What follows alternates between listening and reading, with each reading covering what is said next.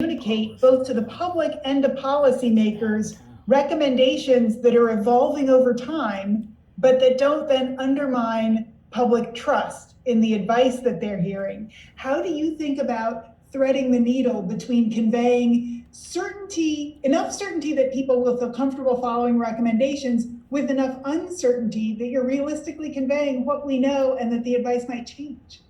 Well, what I think it is, I don't know whether this comes with experience, age, or naturally, or a combination of both. You have to have enough, I would say, a combination of confidence in yourself, but also flexibility and humility to be able to tell the public without feeling that you're showing that you may have a deficiency, that you do not know. It is impossible to know everything at the outset. So one of the several lessons that I've learned is, first of all, don't guess. Keep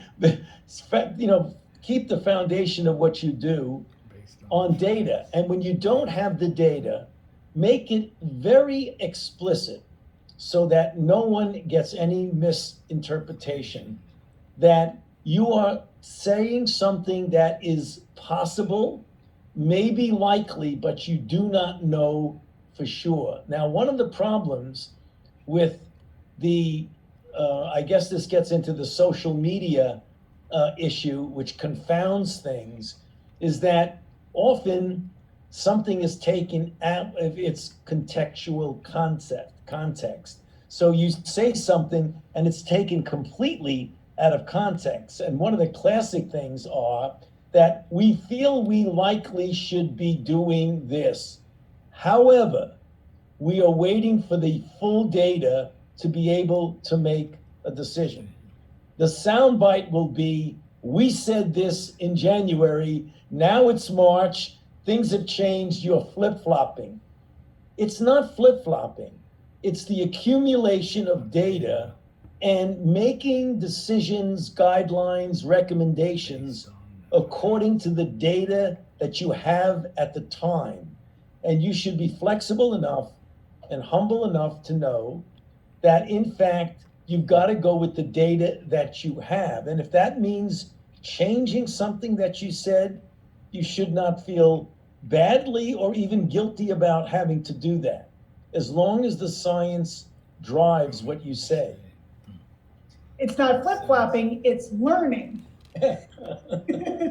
So, what data do you wish that you'd had? If we're thinking about doing even better the next time around, what data collection systems do you think we should have in place in terms of population surveillance, in terms of bringing together data from multiple sources across the country? What do you wish you'd known sooner, and what infrastructure do we need to know it for next time? Oh yeah, I think what we really do need to do is strengthen the local health systems to be able to do things on the ground and see them as they evolve.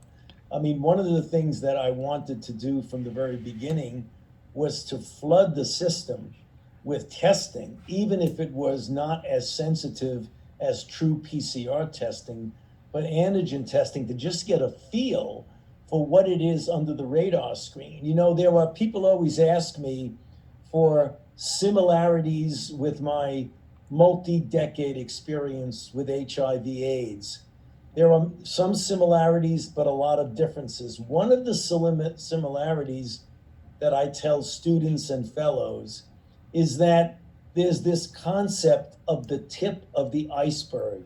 If you're only looking for people who are really sick, and you have a disease that either has a long incubation period in the sense of clinical incubation, not virological incubation, but if it takes a long period of time, by the time someone gets sick, it represents the tip of the iceberg who's really infected.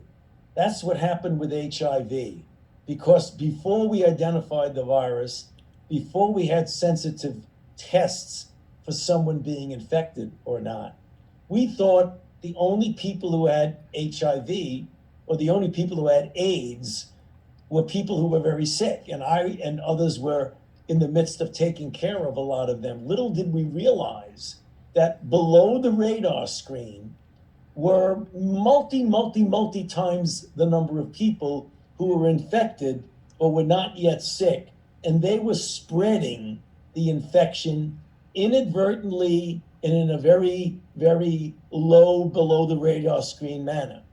Here, when you have a situation when you see very, very sick patients and you don't know that there are people under the radar screen who are never getting ill, who are spreading it, when you see people who are sick, you're seeing the tip of the iceberg of the extent of the outbreak.